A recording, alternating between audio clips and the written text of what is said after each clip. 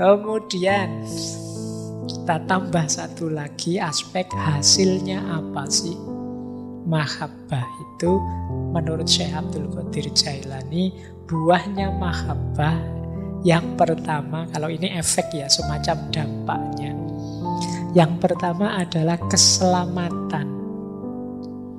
Di paragraf yang saya kutip itu, Syekh Abdul Qadir Jailani mengutip dua orang kekasihnya Allah. Yang pertama Nabi Ibrahim, yang kedua Nabi Musa.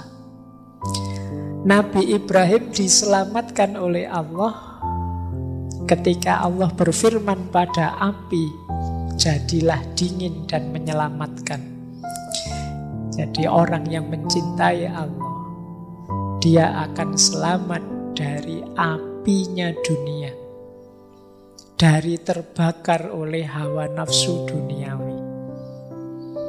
Dia juga sebagaimana Nabi Musa yang diselamatkan dari tenggelam oleh lautan. Kata Syekh Abdul Qadir Jailani, seolah-olah Allah berfirman pada laut, wahai lautan dunia, jangan engkau tenggelamkan hambaku yang tercinta ini. Jadi di antara dampak itu ya teman-teman tidak usah terlalu fokus ke sini. Insya Allah nanti Allah turun sendiri menyelamatkan kita kalau kita mencintainya. Sebagaimana Ibrahim tidak menyangka ternyata api tidak bisa membakar dirinya. Sebagaimana Nabi Musa tidak tahu sebelumnya bahwa tongkat itu bisa membelah laut. Allah menyuruh memukulkan tongkat, ya dipukulkan saja. Ternyata lautnya terbelah. Itu Nabi Musa juga tidak diceritai oleh Allah sebelumnya. Jadi tidak terbayang. Nabi Ibrahim juga begitu. Tapi keimanan, keyakinan, dan kecintaan mereka pada Allah yang membuat mereka mantap. Dan akhirnya ada buah dari kecintaan itu, yaitu keselamatan. Nah, terakhir buahnya mahabbah apa?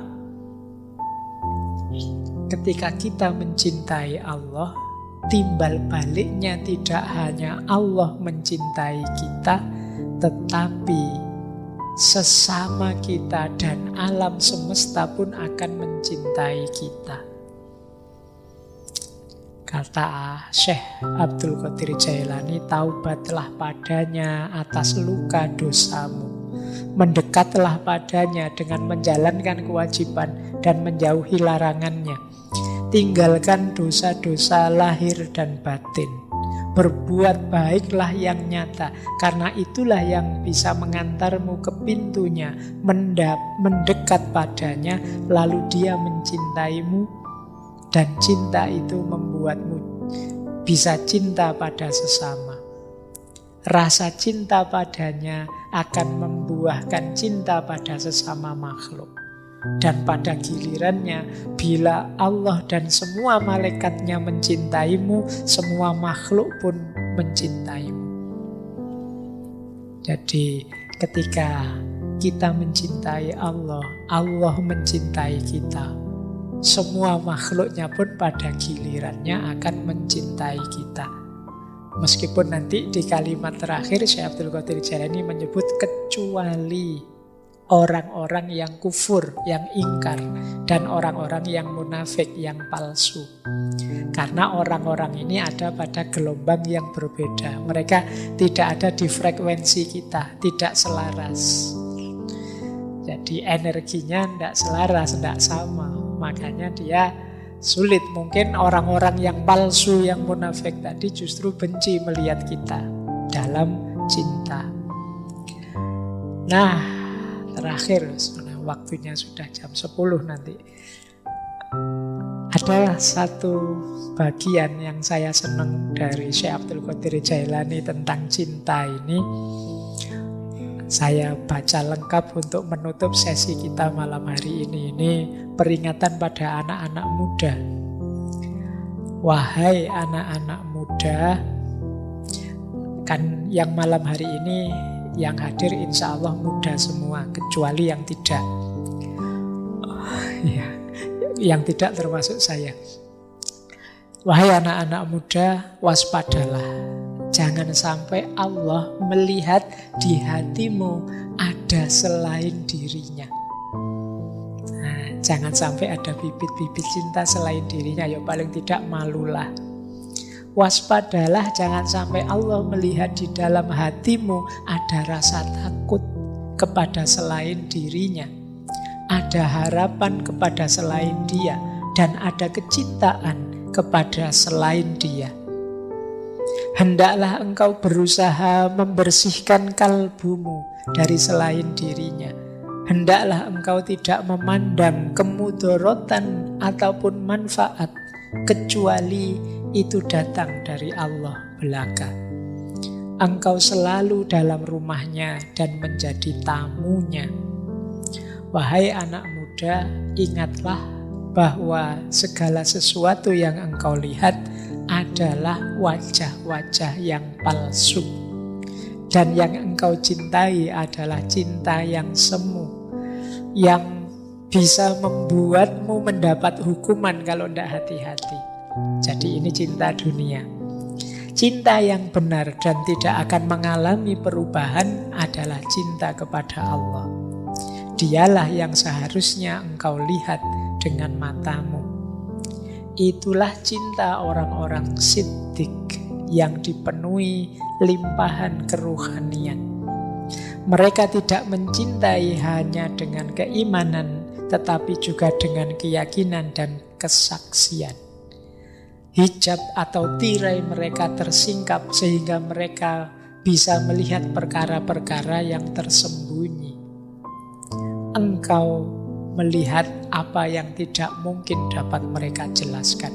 Jadi orang-orang yang mencintai Allah ini, mereka ini terbuka hijabnya. Dia tahu banyak rahasia sehingga mereka sendiri kadang mengalami karomah-karomah anugerah dari Allah.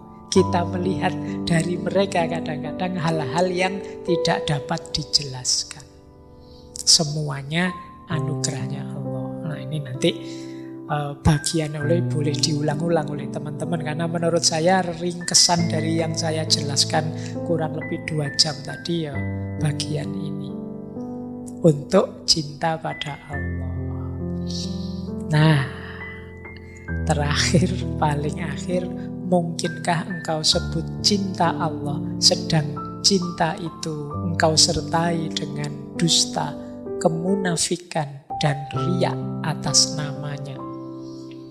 Kalimat yang terakhir ini untuk kita hati-hati, yang akan merusak cinta 3 hal ini: dusta, kemunafikan, dan riya. Kalau cinta pada Allah berarti dusta, kemunafikan, dan riya atas nama Allah. Ini dipertanyakan oleh Syekh Abdul Qadir Jailani. Karena kalau ada dusta, kalau ada kemunafikan, kepura-puraan, dan ada riya, hanya ingin pamer saja, apa mungkin itu cinta? Baik, saya kira itu ya teman-teman untuk pemanasan kajian offline kita. Insya Allah nanti kita lanjutkan di tokoh selanjutnya, wali Allah selanjutnya di minggu depan di tema yang sama. Saya akhiri sekian, kurang lebihnya mohon maaf. Wallahul muwaffiq, wallahu a'lam bissawab. Wassalamualaikum warahmatullahi wabarakatuh. Terima kasih kami sampaikan kepada Pak Faiz yang sudah memberikan banyak ilmunya pada kita semua. Yang minimal story-nya teman-teman itu sudah penuh dengan petuah dari Syekh Abdul Qadir Jailani. Mari kita tutup ngaji malam hari ini dengan sama-sama membaca hamdalah. Alhamdulillahirabbil alamin. Terima kasih atas kehadiran dan kerawahannya semua. Saya akhiri, assalamualaikum warahmatullahi wabarakatuh.